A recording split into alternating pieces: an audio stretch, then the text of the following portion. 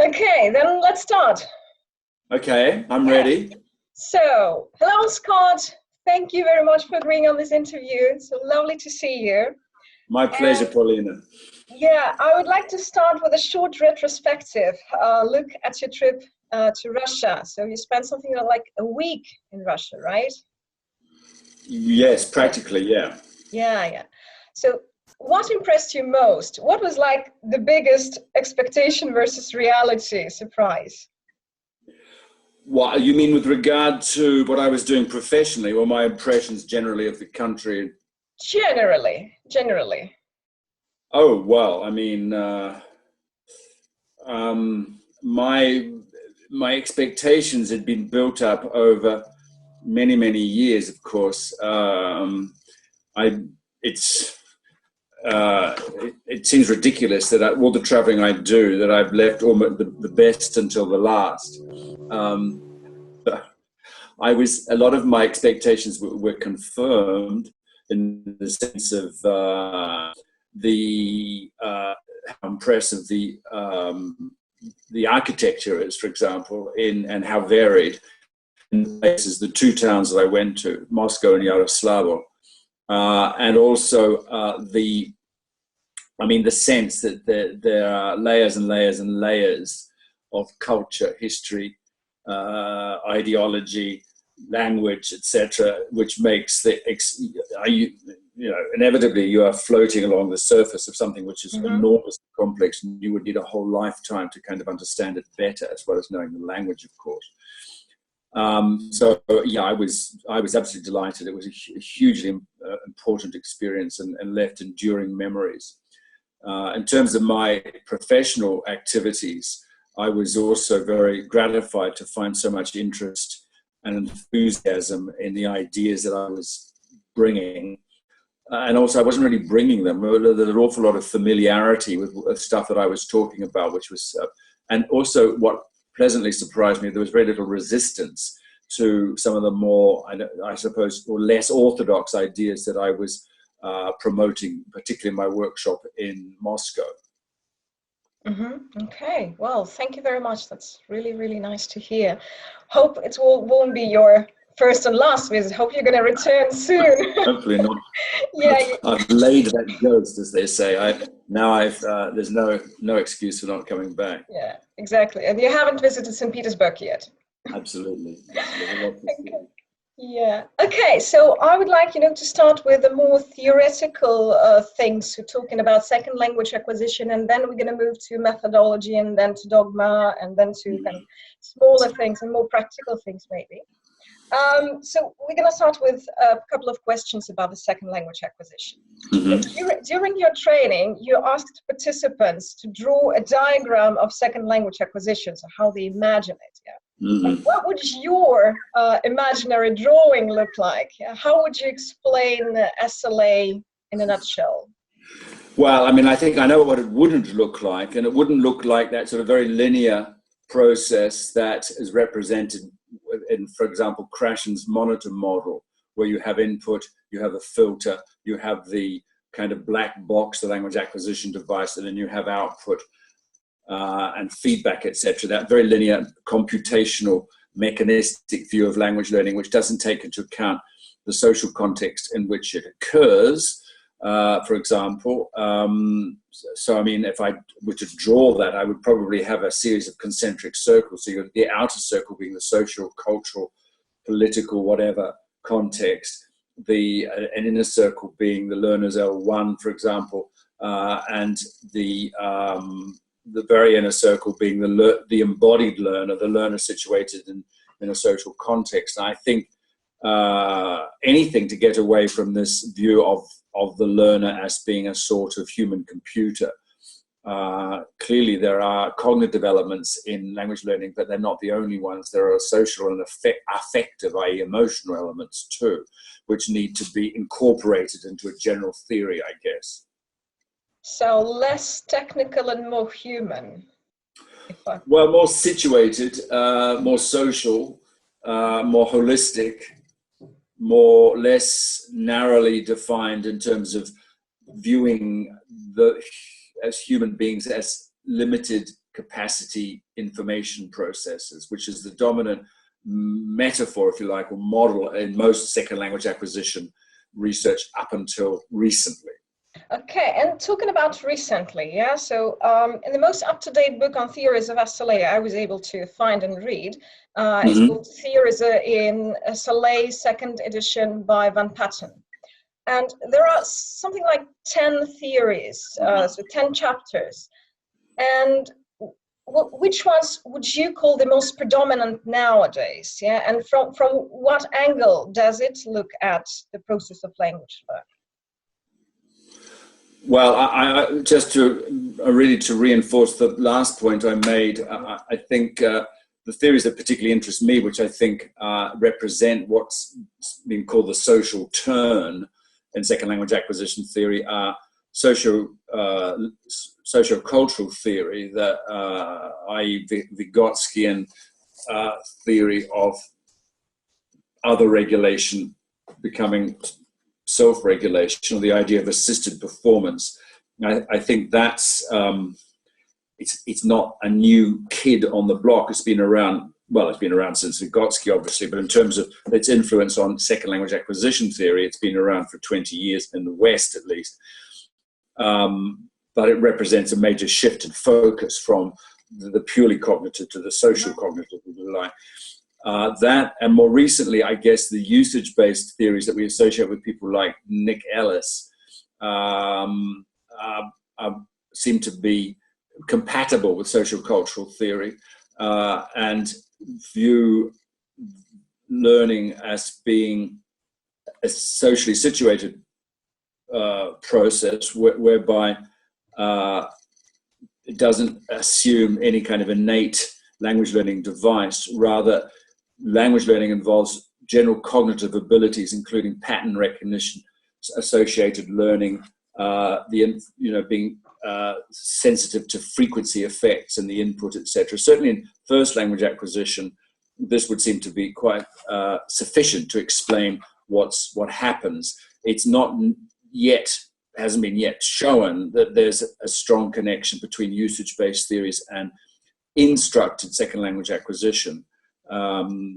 The idea that you would need to be exposed to massive amounts of input doesn't sit comfortably with EFL learners who can only go to class twice a week, for example. And nevertheless, I think for me, those two theories, the social cultural and the usage-based theories,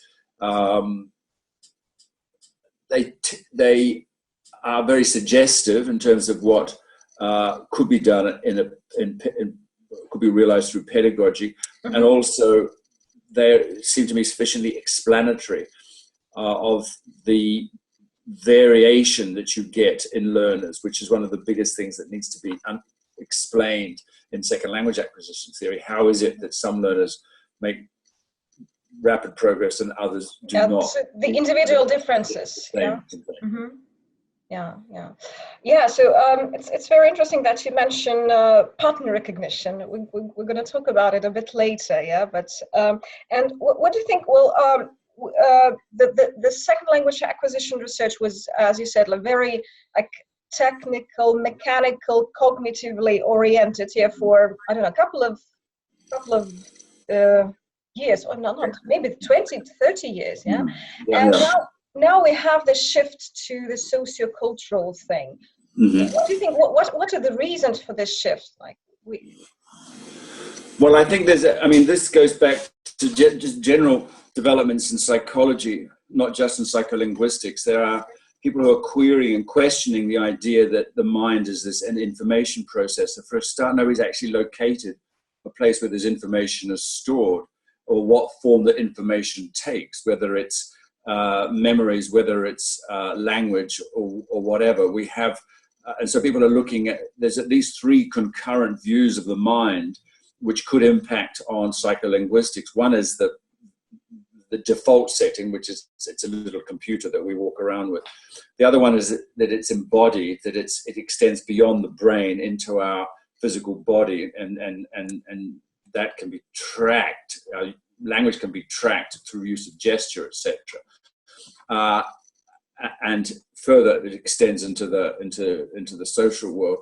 or there are other theories that position the mind completely outside of the brain. I'm just reading about one at the moment exactly. So there's a lot of debate as to what the mind is, where it is, how memories and language, etc., and experiences are instantiated, how they're kind of realized and stored in the mind. And until those fundamental psychological issues are resolved, and we've had 50 years so far of neuroscience, and we're still no nearer to understanding how the mind functions. Given the language's intimate relationship with the mind, we're still a long way from any kind of universal theory of language acquisition, both first and second. So your answer to your question of why the social turn, I think the social turn has taken place already in mainstream psychology, and it's sort of now being incorporated into second language acquisition theory. In fact, second language acquisition, as I said in my talk in Moscow, is probably the wrong word. It's more like second language development, second language emergence, and so on. It's not just something that is imported from outside the mind and stored like a computer stores data. Yeah, that's really interesting, because I'm not sure about Russian term for second language acquisition, but while I was studying in Sweden, so the Swedish term for second language acquisition actually takes not the word, the translation of the word acquisition, but the word like learning, studying. Yeah, so they don't see it as the process of acquiring something. Yeah, yeah. Exactly. So yeah, and I think the other model that's very has impacted on our thinking about second language acquisition is the notion of bilingualism or multilingualism. Given that most of the world, again, the default setting is bilingualism. Most people are bilingual, and second language acquisition is just another form of bilingualism. Typically takes place after the first language is well internalized, as it were. Internalized, yes. But it's in bilingualism, theories of bilingualism, of course, can't avoid looking at language in its context of use either, in its social context. So we're getting a lot of kind of different influences now into the field, which I think are very healthy because they're broadening the picture. So coming back to that diagram, what would the diagram look like? It would certainly take, you need to factor in all these different social, cultural influences. Yeah. Well, you mentioned this universal theory, and that was the question that has been bothering me for quite some time. You know, I was thinking about modern physics, the experiments in Switzerland, the Hadron Collider thing. You know, what they've been actually trying to do is that they try to create a universal theory of the theory of everything. Yes, was the name of a film about Stephen Hawking, which I liked very much. So can we imagine a universal theory of second language acquisition? So do you ever think it's going to be possible? No, I certainly don't think it will be, because there's too many variables for a start. But also, I mean, a theory is only as good as its practical applications. And people who are theorizing have got different agendas. So some people are theorizing about language acquisition in order to discover more about the mind, or about the evolution of the mind, for example. Others are looking at it from a more practical perspective, looking for or elaborating theories that would support particular pedagogical approaches or societal bilingualism, etc. And so, depending on your purposes, your theory is going to be, you're going to be looking for a different kind of theories. The person who's looking for a theory that explains everything about the human mind through language, that theory is not going to be that much use to the person who's looking for a theory which supports effective pedagogical practice in the classroom. So, you know, there's going to be as many theories as there are going to be purposes for a start. But there's also, as I said before, there's so many different variables, because, I mean, I think what you in the end will get, or we are getting, is a kind of, it's not necessarily a theory, but it's a kind of checklist of all the different factors that will impact on second language acquisition, like motivation, for example, learning style, and so on, all these different factors, and they will be differently configured in every learner and every learning context. And all you can say is, well, we don't know what single factor is the most important. We do know all these factors are probably more important, generally speaking, than those factors. In other words, motivation is probably more important than explicit teaching of grammar, if you see what I mean. But there may be contexts in which explicit teaching of grammar causes motivation. And therefore, again, how do you disentangle all the causes and their effects? I think it's enormously complicated. And as I say, I don't see that there would be a universal theory of second language acquisition developing soon, and I don't see the need for one, because, as I said before, there's so many different purposes. Yeah, so there won't be a simple answer to that, yeah, because the individual differences exist, yeah, and because all people are different and they acquire the language, learn language in a different way. Yeah, so there are so many factors, you know. I constantly think about this: age of onset, motivation, instructions, like what kind of instructions, yeah, what kind of methodology. And also the exposure that people are getting incidentally, particularly to English, outside of the classroom. This is obviously going to be an important influence. Yeah, well, thank you so much for this insight, because that's what I was thinking to myself, you know. It's like maybe possible, but very, very challenging, you know. So, and, you know, people very intuitively, they search for simple answers, yeah, but researchers or teachers can't give these simple answers to them. And the last question about second language acquisition: how much do you think teachers should know about SLA? Well, I mean, that's a debatable point. I don't think teachers should feel guilty that they don't know enough about SLA, or that they don't read the research. For a start, research is not written for teachers. It's written for other researchers and academics. So, and often it's very inconclusive. The studies are too small, or they're too local, or whatever. So I think more general books, like the one that you mentioned by Van Patten and Williams, would be a good introduction if they were interested. I think it's more important, personally, I think, not for teachers to be interested in second language out there so much, but in what their personal theory is of second language acquisition, and make that explicit. I think we all carry around beliefs about language learning that are probably derived from our own personal experience, exactly. Both learners, and teachers, parents. I think it's useful to make these beliefs explicit and to perhaps problematize them. So if we really believe in our heart that explicit teaching of grammar is important influence on language learning, then we need perhaps to look at where that theory, why do I think that? Where does that theory come from? Is it supported in the literature? And that might give me a purpose to look at the literature, see what do people say now about explicit teaching of grammar? What does the research suggest? It doesn't mean to say I have to abandon my theory, but I need to make it explicit and possibly problematize it. Say, well, what would language learning be like without explicit teaching of grammar? Could such a thing be conceivable? And so on and so on and so on. So the first step, I think, in theorizing is making one's own personal theories explicit, and doing that, ideally, in conjunction with colleagues, and talking about one's own explicit theories. And this comes up in institutions when people are confronted by a puzzle, like, why is it that we've been teaching using this particular textbook for however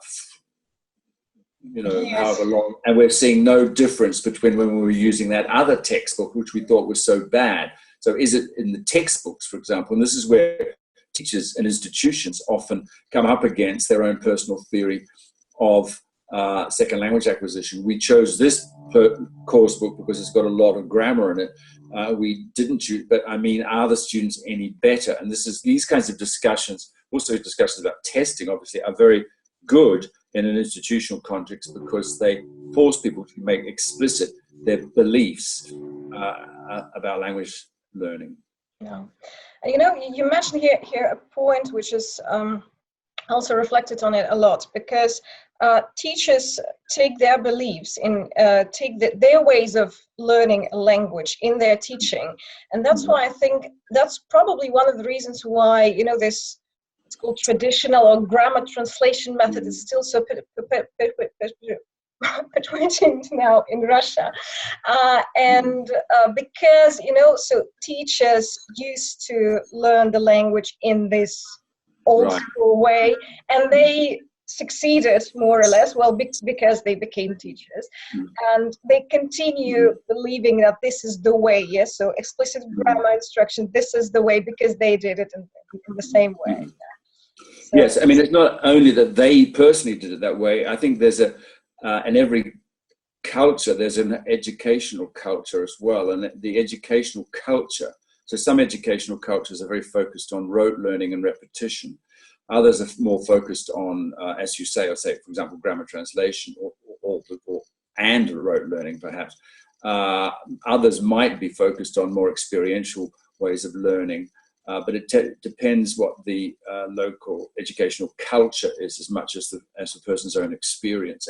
And you can't fight that. I mean, because that educational culture will be shared not just by teachers, but also by the students and by the students' parents and by, you know, the inspectors and the writers of exams, etc. You can't ignore the fact that you're in a specific educational culture. What you can do is that you can sort of attempt to change that culture from within if you don't entirely see eye to eye with it, by taking small steps, even within your own institution, to experiment with different alternative approaches. And try to kind of leverage those into the educational culture by perhaps being, you know, combining different approaches in a more eclectic approach, which I know that you want to talk about later on. Yeah. So I think in this situation, that this introducing of any changes can be quite difficult. It's kind of a bit of a challenge, you know, when the students have their own traditional beliefs, and some teachers have also their own beliefs, and yeah, it can be quite difficult. Okay, so let's move to methodology. And one of the most famous Russian rock musicians wrote a song called "Rock and Roll is Dead, but I'm Not Yet." It was in 1983, and you joked about communicative language teaching, that the CLT died in 1986 with the first edition of Headway. So what do you think about it now? Do you think CLT is still alive? And how about the future of CLT? Well, I mean, I was being deliberately provocative when I said CLT is dead, and I think in its pure form, it's not dead so much as it's become sidelined by what some people call weak CLT. So most methodologists, teachers, etc., would still subscribe to a communicative approach. They'd say, yes, we believe in the communicative approach, but it's not the communicative approach as originally conceived. As originally conceived, the communicative approach was basically had one principle: you learn a language by using it. The weak form of the communicative approach is, no, you learn a language and then you use it, which really seems to be going back to square one, where we were before 1971, whenever the communicative approach was first mooted. So I do think in its strong form it's dead, or it survived marginally as task-based learning in some contexts, and purely task-based learning through tasks, projects or activities. I think it will survive in that form in some contexts, but I don't think there'll be a return on a grand scale to CLT as it was originally conceived, partly because of the influence of testing and standardized testing. One of the reasons CLT became unpopular was difficult to test. How do you test communicativeness? It's much easier to test knowledge of the systems, knowledge of grammar, knowledge of vocabulary, accuracy of pronunciation, etc. And testing drives education now in a way that, in most cultures at least, in a way that it hasn't so strongly for some considerable time. So while that testing culture prevails, I see no room for a return to the kind of strong form of the communicative approach, not in any widespread form, at least. Yeah, that's right. And so testing, if you look at education in general, so I guess most of the students learn the language to pass a kind of test later, school test, international exam, study purpose, career purposes, or whatever. Yeah, and I have no problem with that. I mean, most of education, people are doing it. You know, most people, young people at least, have no clear idea what it is they want to get out of their education, because they have no clear idea what they want to do. And also they probably have a very clear idea that the world is changing so rapidly that it's impossible to predict. And so, you know, the short-term objective of most education is to pass tests in any subject, whether it's mathematics or history or geography or literature, whatever, and language is not necessarily different. Unfortunately, the ability to pass tests in a second language is no predictor of the ability to be able to speak that language in its context of use. But I mean, you know, boo-hoo. A lot of learners, a vast majority of them will probably never need to do that, have no intention of speaking English anywhere but in a limited context that they have access, or will have access to in their university studies or their future jobs. Yes, that's right. Recently, one of my students who is actually a teacher, we talked about the same problem in Russia, because people living in Russia studying English, not all of them, or I would say even some very small percentage of them, would ever have a possibility to speak the language somewhere. So yes, people travel abroad, but if we compare it to the population of Russia, the percentage is not so big anyway. And she said, so she lives in Peterhall, which is a town next to St. Petersburg, with this beautiful palace. And there are lots of tourists coming there every summer. And she said that her students, school children, are motivated to study the language because they want to have this summer job in this palace. And this job is quite well paid, and they are motivated because they know that they're going to have an opportunity to speak the language. Right. Mm-hmm.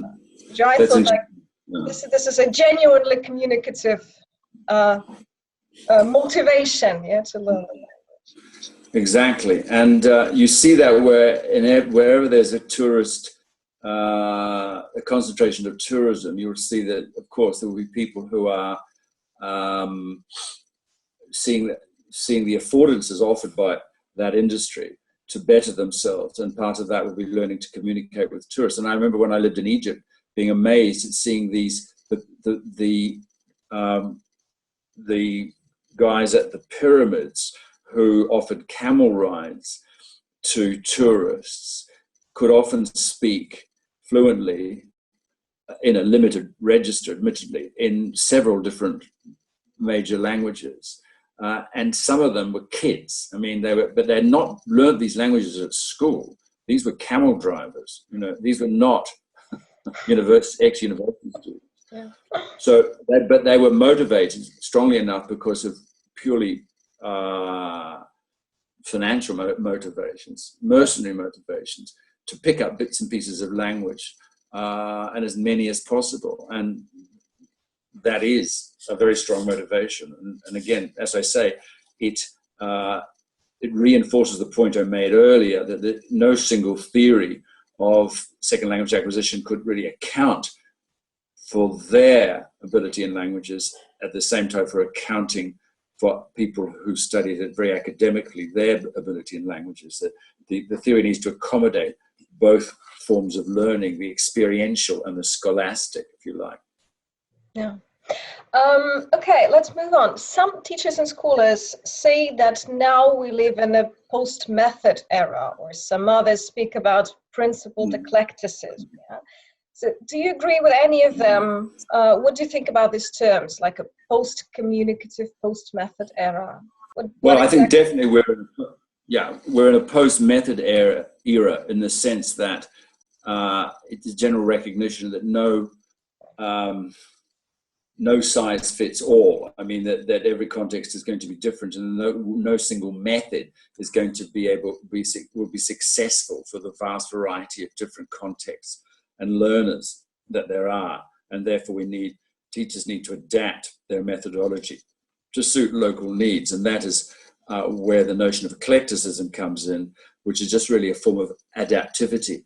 And I mean, as I made a point in this, in my most recent book on methods, that there's a chapter at the very end on principled eclecticism, that in fact all methods have always been eclectic to some extent, and they're built on methods that preceded them, and sort of cherry-picked techniques and proceed from different methods.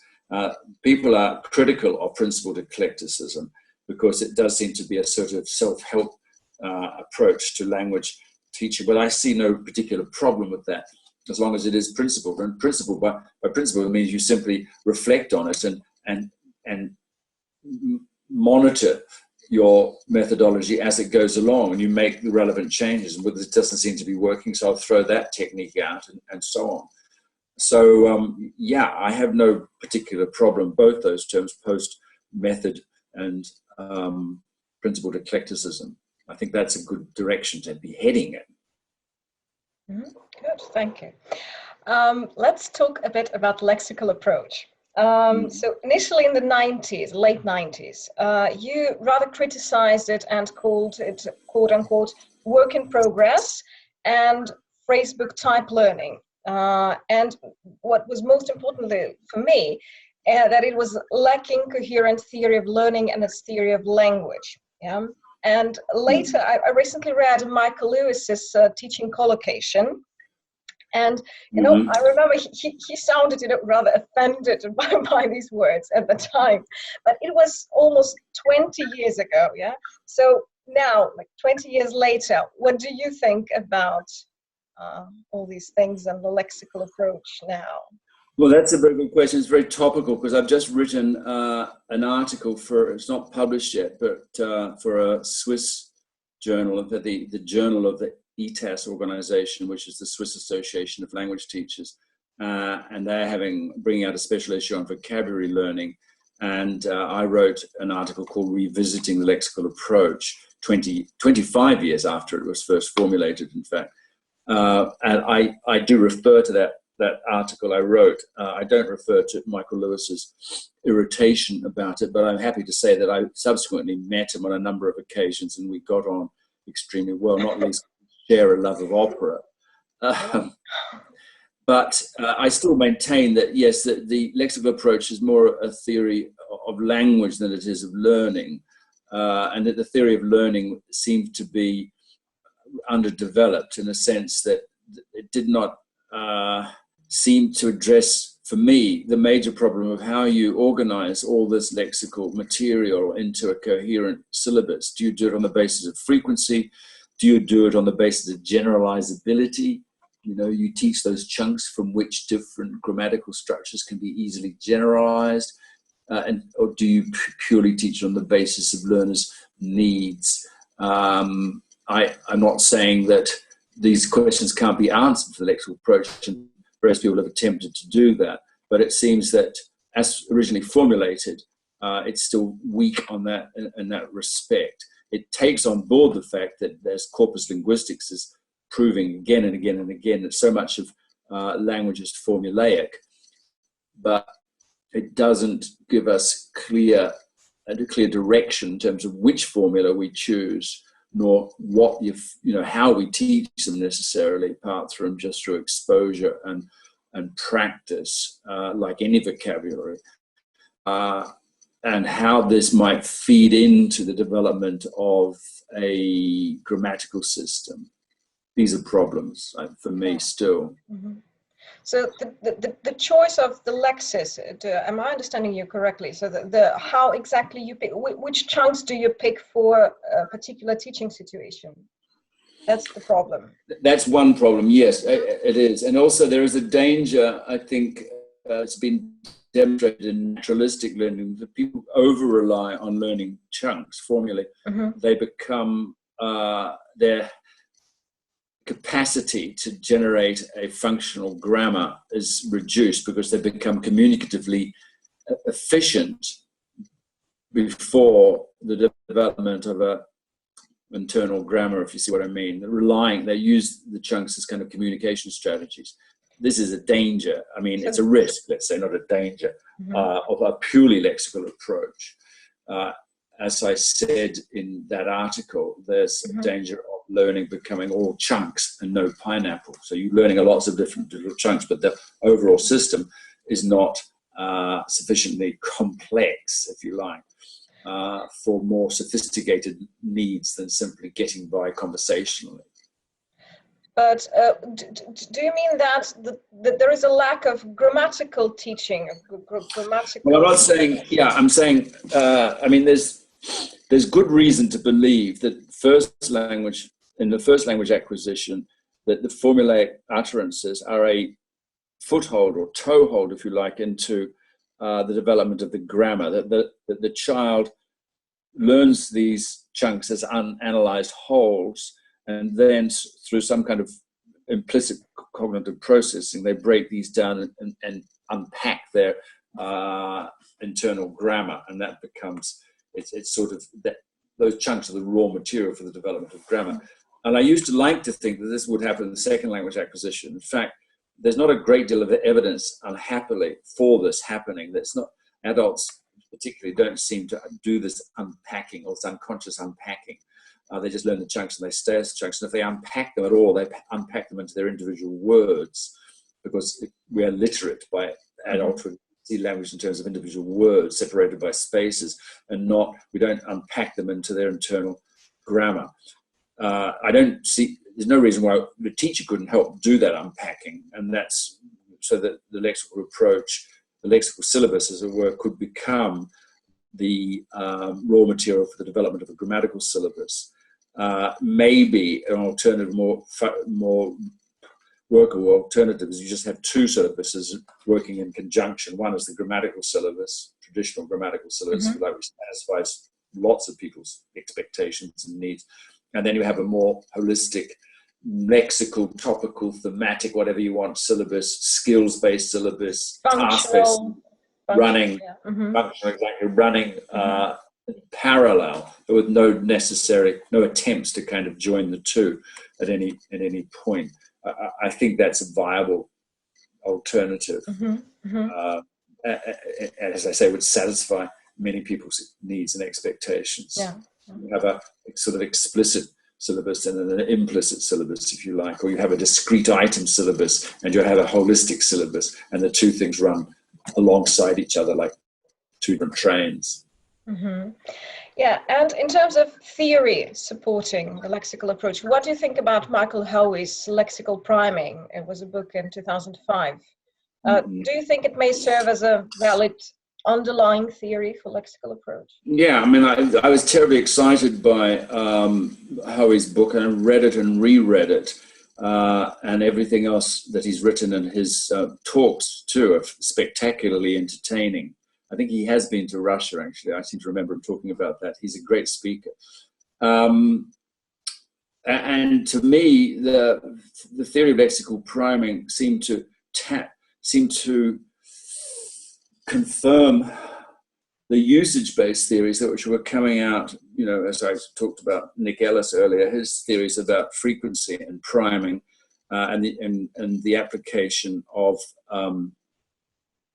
principles of a dynamic learning systems, you know, the dynamic systems theory to language learning. It seemed that there was a wonderful confluence of different theoretical streams and research streams. You think, yes, it was interesting at the time that they didn't kind of recognize that Hoey doesn't talk about usage, or didn't then talk about usage-based theories of learning, and nor did the usage-based people talk about lexical priming. I think that bridge has been crossed now, and there's a more confluence, although Hoey seems to subscribe to a kind of traditional, what I call traditional Krashenite acquisition-based theory of learning with no place for explicit instruction.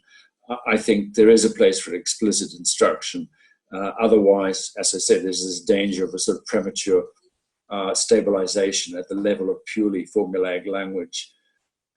And I think, that's what teachers are good at, giving that little bit of push so that learners go beyond their comfort zone and start to become more creative with the bits and pieces of language that they've perhaps initially induced implicitly and as whole chunks, as it were.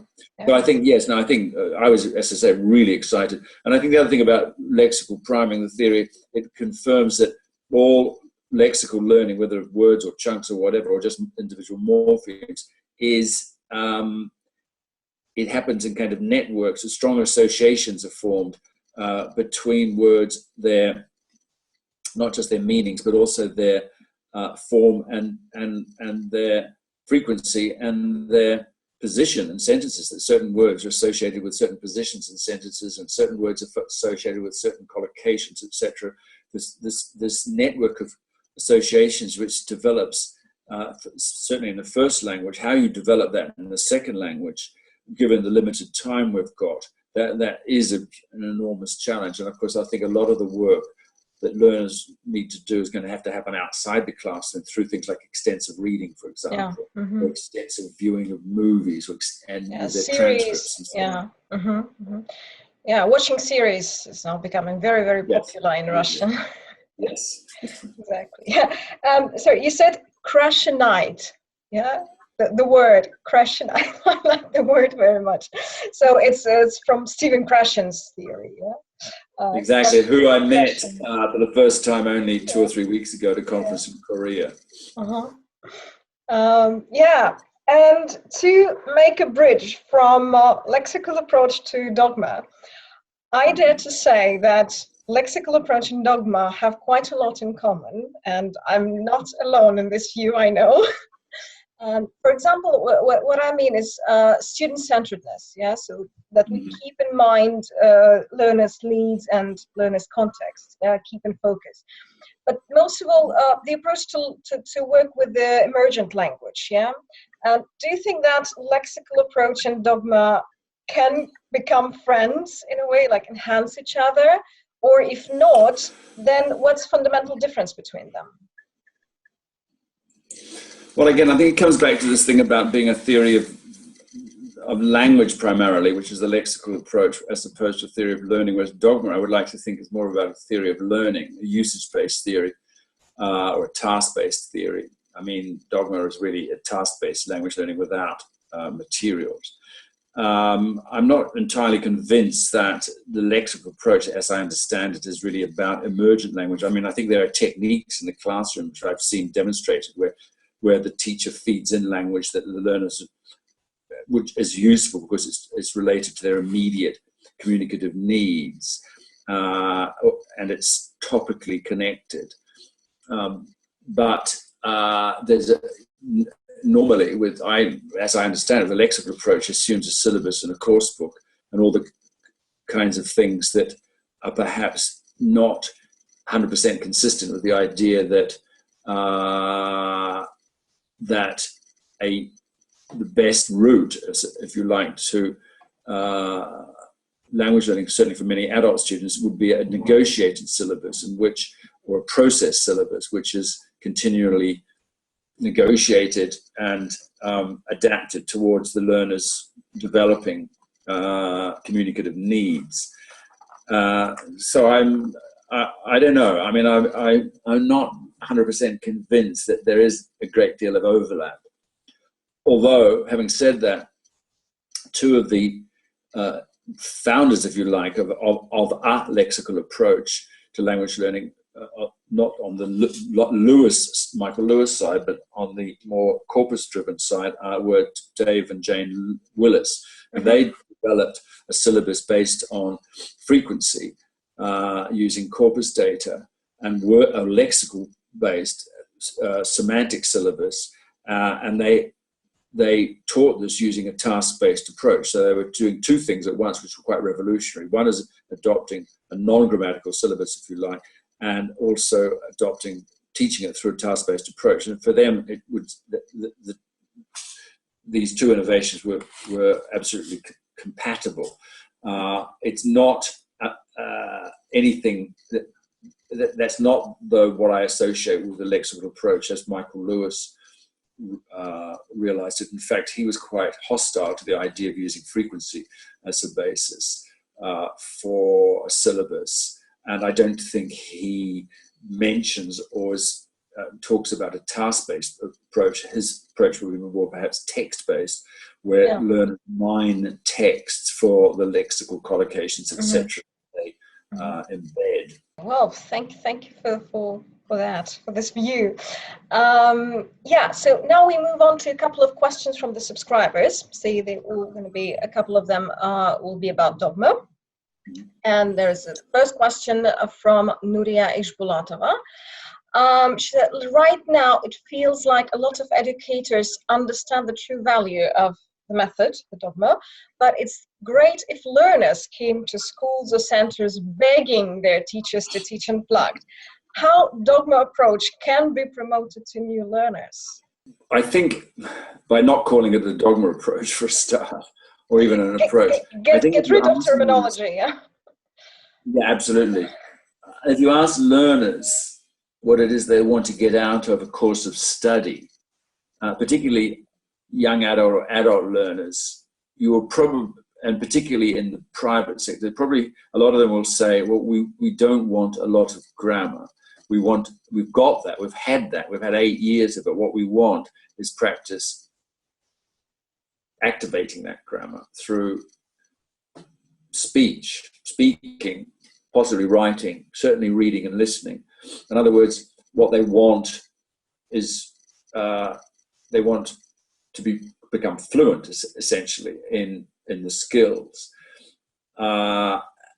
If you then point out to them, well, the best way of becoming fluent in anything, or the best way of becoming skillful in anything, is to actually do it. So, I mean, if you want to become a skillful horse rider, you get on a horse. If you want to become a skillful guitar player, you play the guitar.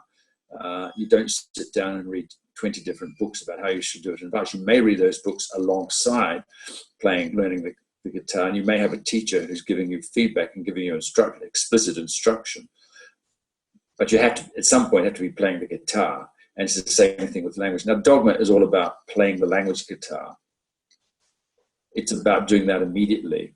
And it's about not deferring that experience that you learn through experience. It's just another form of experiential learning. But it's the difference being with task-based approach, as I said before, it tries to reduce, at least in the classroom, the amount of materials, because the more materials you bring into the classroom, the more you kind of constrain, it seems to me, in my experience watching classes, you constrain the possibilities of real communication. And therefore, the only materials that you should bring in be those that are conducive to real communication. People can sit and watch YouTube videos at home. They don't need to go to the classroom to watch a YouTube video unless it's just 2 minutes of a YouTube video to get them talking and responding. That's fine. I have no problem with that. But watching an hour YouTube video seems to be a kind of a sad waste of a really important social event, which is the physical classroom. So I think when you ask students, say, what is it you want? You'll find a lot of them, at least, in many different cultures, will say, well, I want the opportunity to use the language because I know that outside the classroom I'm really, really bad and embarrassed and non-fluent. And you say, okay, fine. And what do you think it is that's going to help you become a better user of the language? And they'll say, well, I guess speaking practice.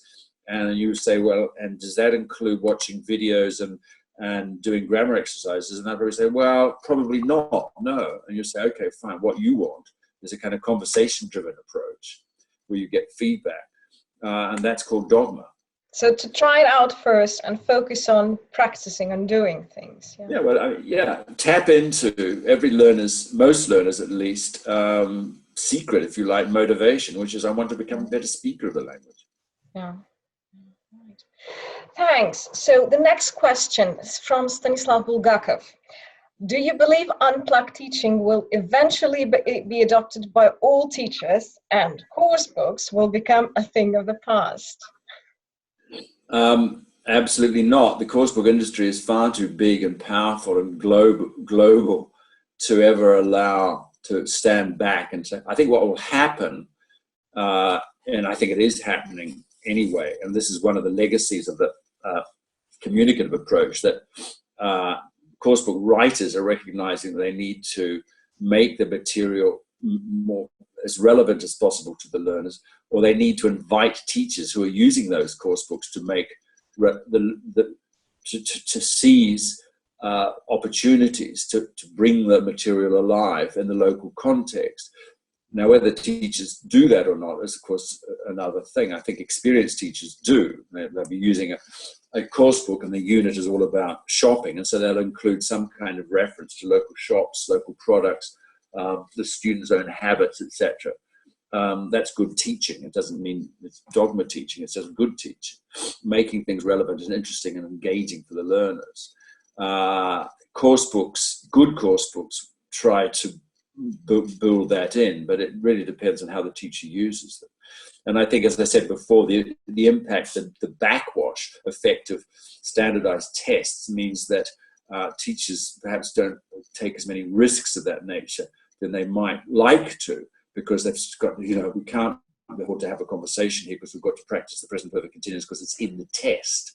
And so that's the negative washback effect of testing. So dogma certainly will always be a sort of marginal, or if you like, a kind of what we call dogma moments in the literature and dogma.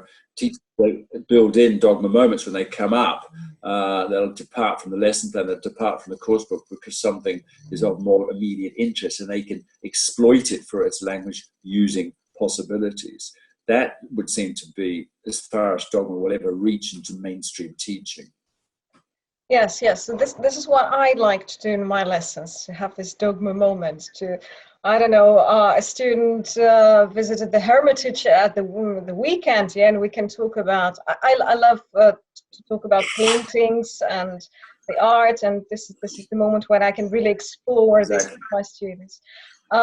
This Friday I had a very, very funny experience. I have a group of students, and one of the students live in Petropavlovsk. So this is, somewhere far east, next to Japan, whatever. And she had a slight earthquake during the lesson.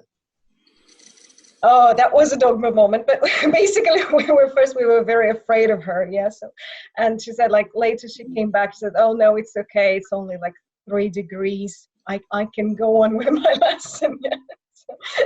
And so that was a dogma moment. Let's talk about her. Absolutely. Yes.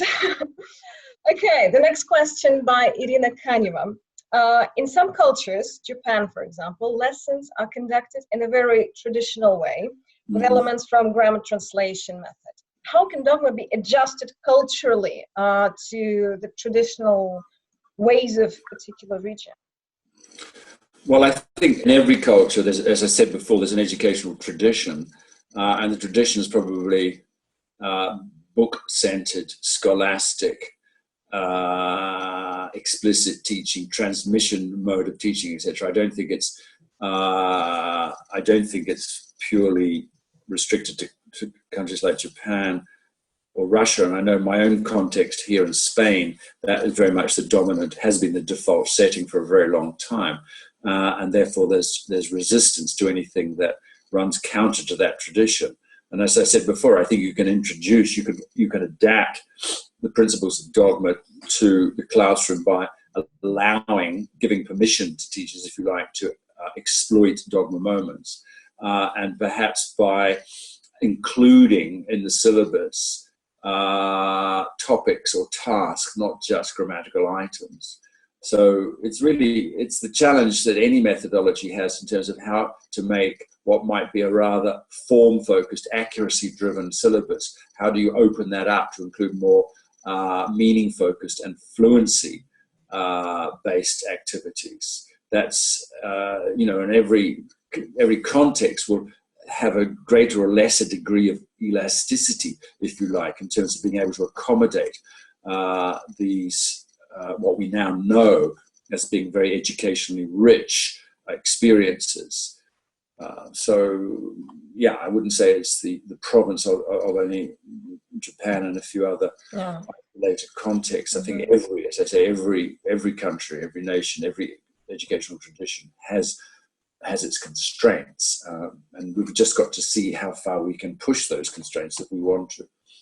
That's right, yeah. There were two questions about teaching lower levels and teaching higher level students with dogma. So Victoria Holunova and Anastasia Stolerova asked about these two situations. Do you think that there should be any particular adjustments in both cases of lower level students and higher level students? Well, I think with lower level students, you've got the problem, of course, that they have such a limited pool of language to draw on. But of course, as a class, that pool of language which each individual has is, I wouldn't say exponentially larger, but it's certainly larger. The class lexicon, for example, is larger than any one individual's lexicon. The class, some students will know certain words, others won't. So where there's a possibility of peer teaching or collaborative tasks, because they can pool their language knowledge. And we looked at some in the workshop in Moscow last week, things like Dictogloss, where they collaborate, they hear the text and they collaborate to reconstruct it. So they're using their combined linguistic resources, and they're teaching each other either explicitly or implicitly while they're doing those kinds of tasks. A kind of cumulative effect, yeah? Sorry? A cumulative effect of Exactly.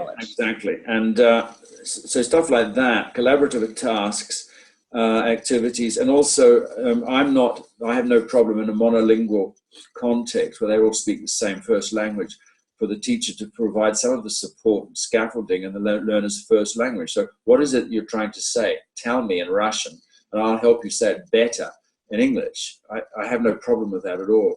The first language is the basis from which the second language can grow. And to deny that the first language has a role is to underexploit one of the greatest tools that the learner has, which is the ability to move. After all, the classroom and societies are multilingual spaces, and we need to think of ways that we can exploit the inherent multilingualism of a classroom for learning purposes. And as for the other question about higher levels, there's absolutely zero problem, I think, in terms of applying dogma to higher levels, and that's what probably a lot of them really want to do, unless, of course, they've got an exam looming, but they want the opportunity to talk, to write, to communicate, to engage in holistic language use, and they have the means to do that. They just need opportunities. And this classroom would seem to provide a very good space for taking risks with language, because they're not going to lose face if they make mistakes, if they become disfluent, etc., because that's what classrooms are good for. They're good laboratories for trying things out. And the higher the level, the more risks you should be taking. Mm-hmm. Yeah, and the last question on dogma from Anna Merkuryeva. Do you consider dogma approach suitable for teaching young learners? Yes, well, we talked about this in Moscow, and I'm not an experienced teacher of young learners, but it seems to me that, in fact, it's the only approach, really, that's appropriate for young learners, because you can't teach explicit grammar to young learners. So the grammar syllabus is completely useless. A thematic or topical syllabus would seem to be more appropriate. But the ideal syllabus would be something that would emerge from their own particular choices and the things that they want to talk about, and the teacher is there to provide the language for them to do that. So I can't see any other way of teaching young learners personally. Of course, you might need more materials in the classroom, so that breaks one of the dogma rules about being materials light. But I don't mean materials for reading and writing or materials for listening and speaking. I mean materials for playing and creating. So you need blocks, you need paints, you need paper, you need crayons, you need blackboards all around the wall, you need those basic fundamental things associated with any classroom for learning at that level, that age, preschool or kindergarten or primary. Yeah, thank you. A couple of questions from the community on different topics.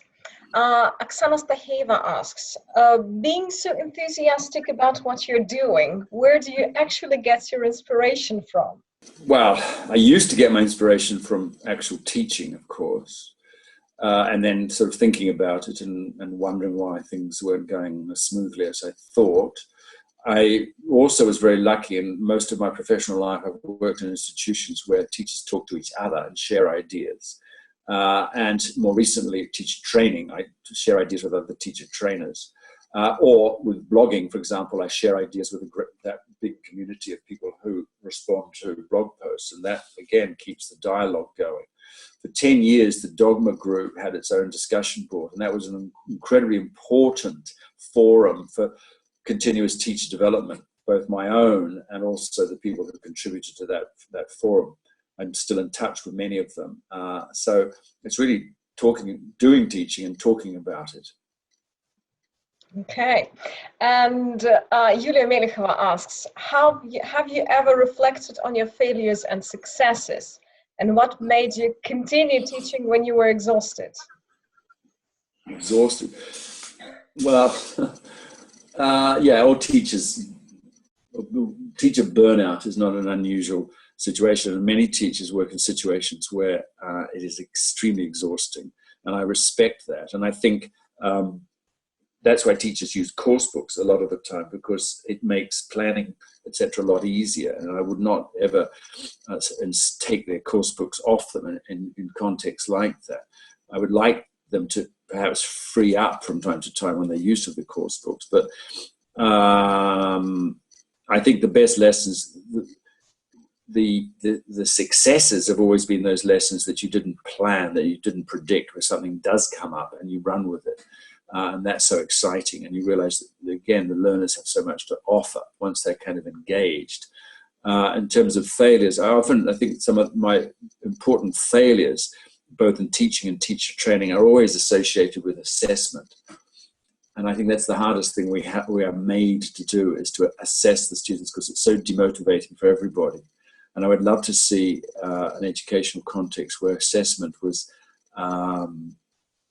not privileged to the degree it is nowadays. And there are contexts, I keep reading about places where, you know, they're starting to go soft on assessment. I think I read somewhere recently, was it Sweden or somewhere, that kind of not testing so often and doing more informal testing rather than formal testing and so on. But wherever you have formal standardized assessment, you have the potential, at least, for enormous failure, both for teachers and learners. But what do you think that this is a failure? Like, in what ways you see it as a failure? Well, because, as I said before, first of all, it has this washback effect on what you teach. So only teach what's in the test, and therefore you're failing your learners if they want to become communicative, because it's unlikely that the test is going to be communicative. But it was also a failure of education generally when testing takes more time, or preparing for tests takes more time than actual teaching and learning. So, and it's a failure because we all, I think, would agree that learning should take place when learners are maximally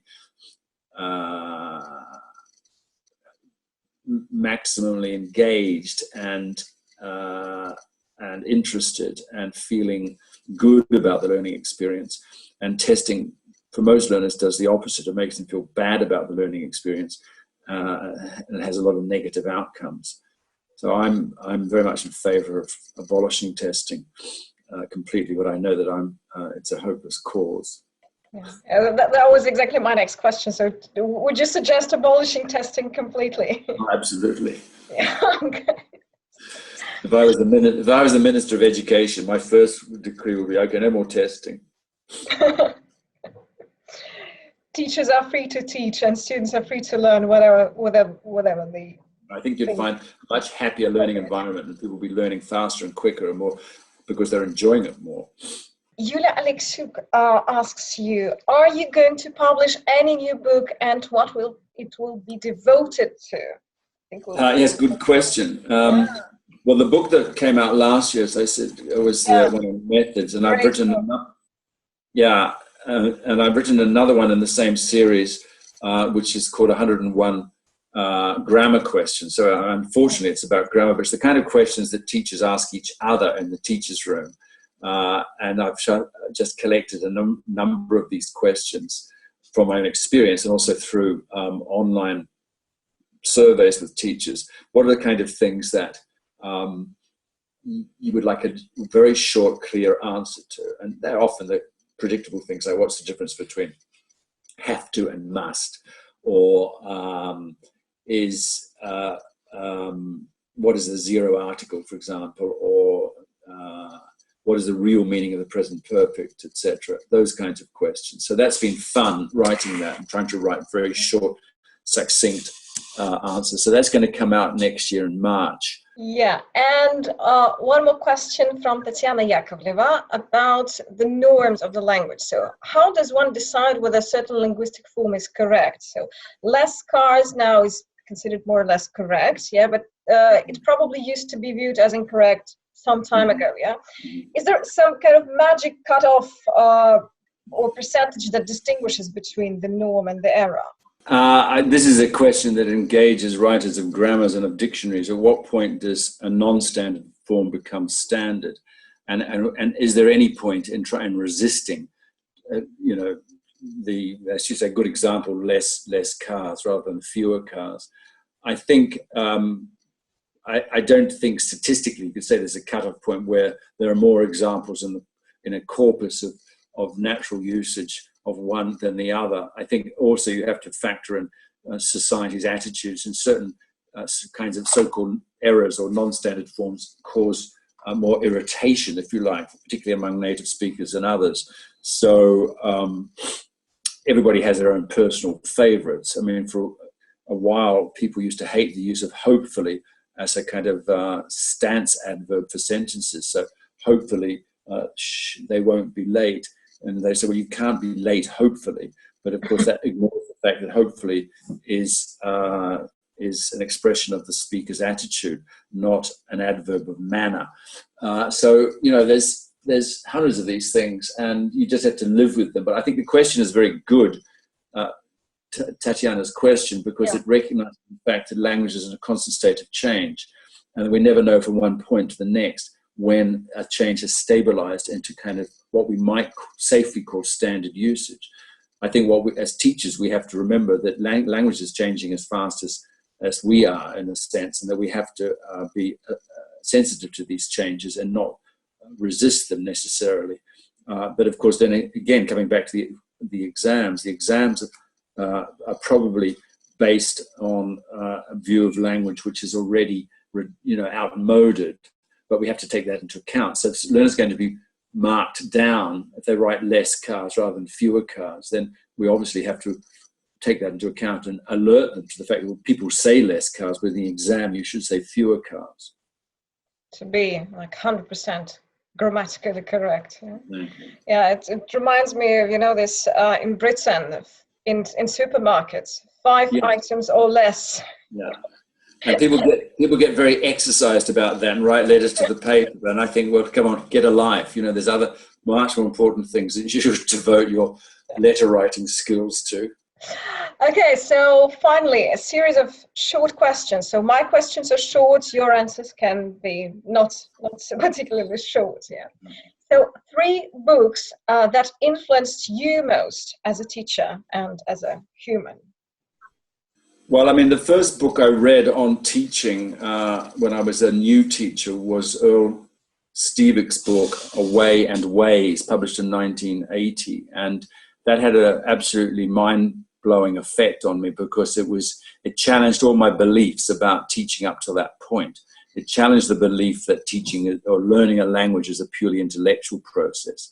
It challenged the view that there is only one way of teaching a language. The title gives that away, Away and Ways. And it challenges the view that the teacher is the fount of all wisdom. It challenges the kind of transmission view of teaching. It challenged everything I believed in. So that was an extremely important book, and I still go back to it frequently and find gems of wisdom in it. That was Away and Ways by Earl Stiebick. I guess the other one is the book simply called Teacher by Sylvia Ashton Warner, who was the New Zealand educationist who developed a method of teaching reading based on the learners, the children's own experiences and world and context. This is teaching first language literacy, but it's a wonderful book. It's very readable. It's basically her own personal journal, and she illustrates it, and there's some wonderful photographs. And that came out a good while ago, I think 1963 or something, but it's still in print. Those are two books at least that really influenced me, certainly as a teacher, but also because they are books about the humanity of teaching. And you want a third one? Not necessarily. So if you are fine with these two, or can you think of something else? I'm sure. I mean, I could name hundreds of books that have been important to me. I wouldn't want to lose. But those two particularly, because they relate to teaching. Yeah, thank you. Who is or was the most important teacher in your life?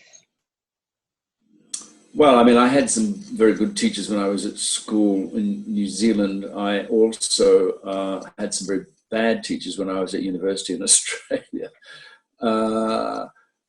I think more recently, the teachers who I've worked with as a teacher trainer, for example, have been very influential. And one of them, Neil Forrest, I worked for 16 years at International House Barcelona on the Delta courses.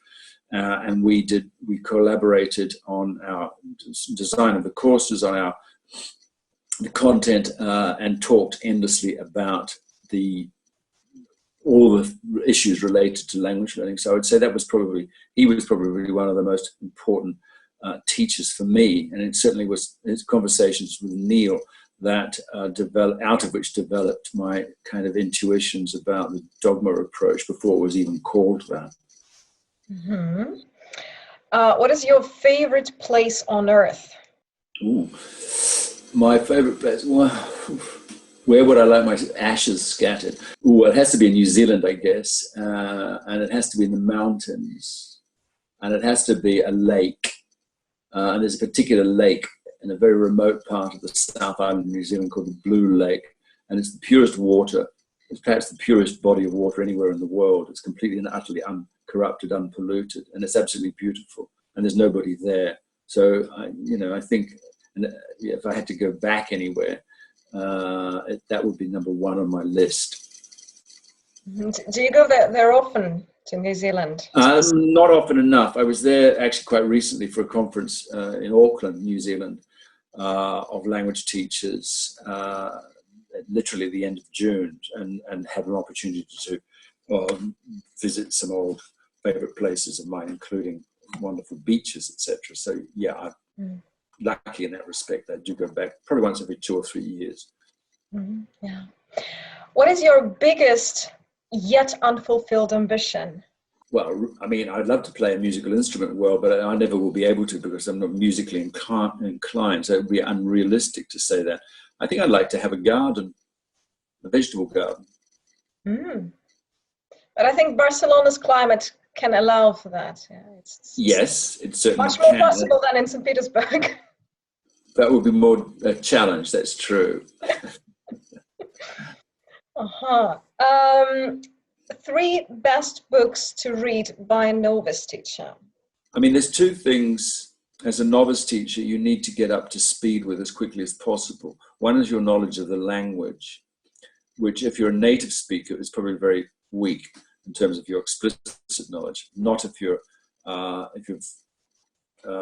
learnt English yourself, and so you probably will have a very thorough knowledge of the grammar. But I guess if you don't, then you want to get hold of a decent pedagogical grammar, and one that is readable or a good reference. So I mean, if you are putting anything into your backpack of that nature, I guess I would put Michael Swan's practical English usage. Practical English usage. Exactly. That's it's a great book. I always go back to it when I'm in trouble. And then the other thing you need to know about is classroom management. You need to get your classroom management skills up to speed. And actually, there's a book that let me see. I've got, yes. Because I edited it, so I declare an interest here, but Jim Scrone's book on classroom management technique, exactly what it says on the lid. It's all about different techniques for managing classes, including, the kinds of gestures you can use, all about pair and group work, etc. So I think between those two books, you're probably covering a good deal of what you need to know in your early months, years of teaching. Yeah, but I think that practical English usage is kind of book you can go back to it like years and years, all the time. It's, I don't know, it's probably not enough for a lifetime, to study everything that is there. Yeah. And then the third one, of course, would be this one. Yes, this is it. That was shameless advertising. Yeah, and if I may add, about language, your book, about language. In terms of language awareness, it was very, very useful for me personally. Good, excellent, good, please. And top tips for continuous professional development without spending a fortune on it. Well, actually, in the same series, this is the book written by Jack Richards, which is 50 tips for teacher development. And this is a fabulous, it's just, you could pop this into your back pocket, not just your backpack. But there's 50 different techniques and ideas and strategies for developing. And some of them are very low tech in the sense, just forming a reading group, with your colleagues and reading articles and talking about them. Observing other teachers and having teachers observe you is always useful if you can set it up, if logistically it's possible. And the other one is keeping a language, a teaching log or diary or blog, just writing what you did and what you felt about it, and then soliciting comments from colleagues and other teachers is a fantastic way of developing, because you're actually engaging in this kind of, the famous reflective cycle where you do something, you reflect on it, you draw some kind of conclusion from that, and then you plan your next steps on the basis of that. And that you can do for free just by writing about your teaching and then sharing that with other teachers. Mm-hmm. And the very last question, what are 3 questions teachers should ask themselves to make sure that they do the right thing in their profession? Well, I would question the value judgment in using the term right here. I think there is no right thing.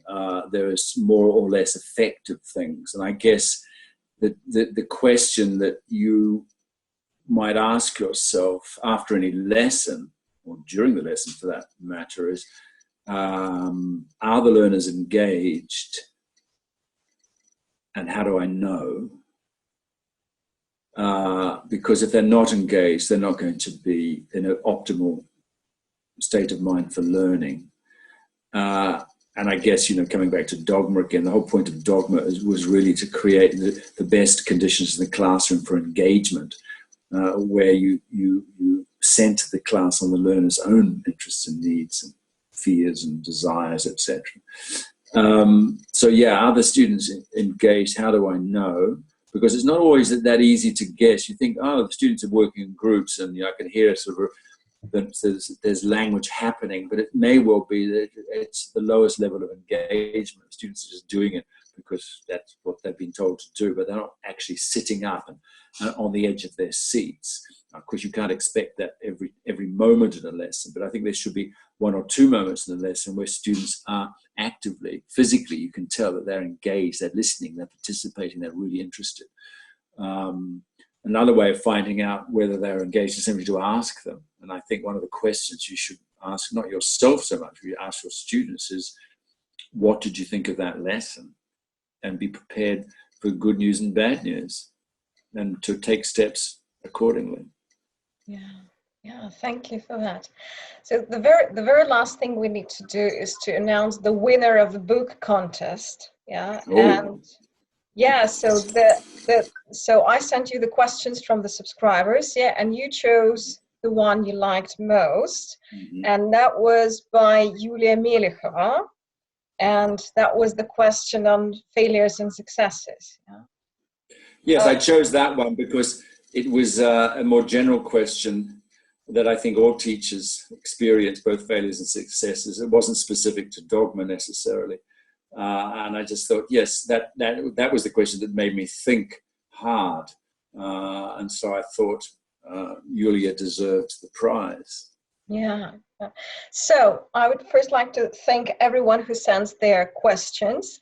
And of course, I would like to thank you very, very, very much. It's been a fantastic experience. Being in Moscow 2 days with you in the training and talking to you now, I'm so, so grateful to you. Thank you very, very much for your time. Thank you, Pauline. It's a pleasure. It's a pleasure. And it's a nice little aftertaste of my experience in Russia to keep the memories alive. Yeah. And yeah, so hopefully see you soon in Russia again. Yeah. Yeah. Thank you. Thank you so much. Thank you, Pauline, and thanks everybody who's watched or will be watching this interview. Hope to meet you all personally one day. Yeah. Thanks, Paulina. Thank you. Bye-bye. Bye-bye.